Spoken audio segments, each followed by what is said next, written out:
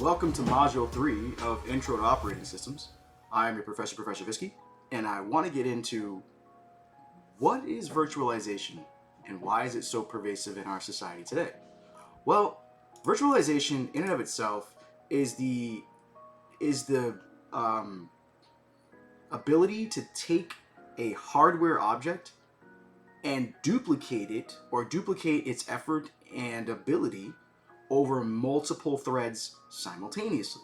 Now, that's really not the textbook definition. That's more or less kind of what we do with virtualization. We take one hardware box and we create multiple computers out of it. In certain situations, we can take one hardware box, one server, if you will, or one PC, and we can convert that into multiple different instances that multiple different users can use simultaneously while connecting to that one box.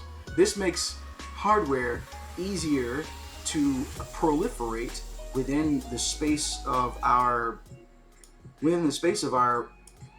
computing, right? There was a time where everything was single-threaded. That means one person logs into one PC using one operating system instance, and in that situation, that specific person has the ability to work on that computer. Now, in most situations, we don't have that anymore. Multiple folks can log into a computer either at different points in time or simultaneously if they have a remote type connection and use that computer's resources regardless of whomever else is logged in. Now, of course, there are threading maxes that we're not allowed to pass, but in the end, it's still possible. But where in the heck did it come from? Well, virtualization started right when computers started. The idea that our hardware would not be able to be sustainable was something that Moore's Law had already um, predicted, right? If we go deeper into Moore's Law predicts that our capacity to compute and store information or data will double every 2 years. Well, if you look up Moore's Law, which I can look it up right now actually, so that we can have more context to Moore's Law. All right, and we look at Moore's Law from the from the perspective of maybe a scholarly outcome or a scholarly. I don't want to say article because I don't know if this is scholarly or not.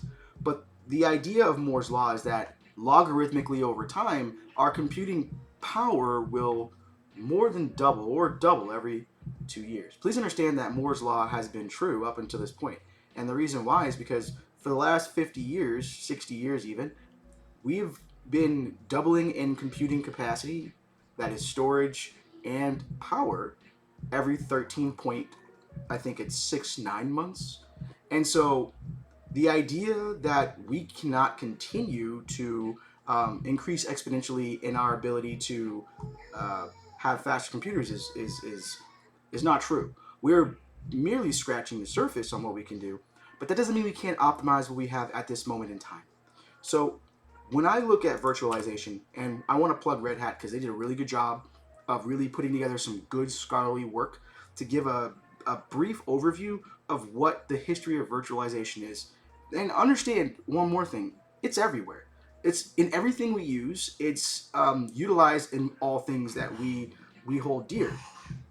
Amazon, for instance, everyone can get to Amazon's website no matter where they are as long as they're connected to the internet, and that is the product of virtualization. Virtualization makes it so that we don't have to have a one server per user, or at least we don't have to have one OS per cache of users. We can have a cluster of hardware devices that are hosting VMs that are then used, or virtual machines that are then used to serve clients. Like I said, virtualization began back in the 60s, but it was not necessarily looked at as something that needed to be concentrated on because we knew we were just at the beginning of computing and there had to be, a massive growth because that's what Moore's Law stated. And we were right. But the problem is as things grew, we realized that maybe we could speed things up through virtualization. Virtualization has allowed us to do things like IaaS, which is infrastructure as a service, PaaS, platform as a service, SaaS, software as a service, and so on and so forth. As a matter of fact, virtualization is the whole reason why cloud computing is possible. Cloud computing is the idea that we can take servers and put them in a neutral site in a decentralized area or in a centralized area, and that everyone can use that depending on what their needs are, for a price, of course. Now, what did virtualization used to look like back in the day? Well, because it wasn't necessarily given the importance that it needed, it was relegated to dumb terminals, terminal services, and terminal client, which means you had one PC that was connecting to one server. Well, you had multiple PCs connecting to the server, but the server was the one doing all the work. The PC itself was literally just like an input-output device. There was nothing else that it needed to do. It just took the information, it sent it to the centralized server, and that was that. That's great when you can connect to the centralized server in the same geographical location, but it's not great when you can't. And so what happened is that the spawning of the internet made it to where the decentralization of our virtualization framework and model had to change, and it changed into things like understanding that we have virtual reality right now, network virtualization, ensuring that our modems and our switches they can have their own virtual instances of themselves. Server virtualization, we just talked about virtual machines.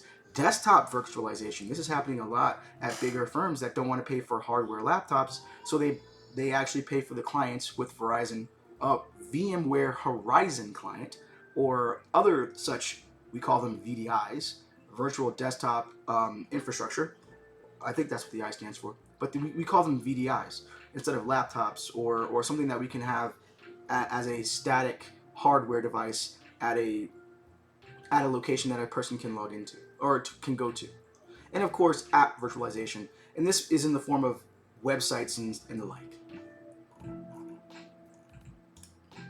The last thing I want to talk about is really the idea of what virtualization is.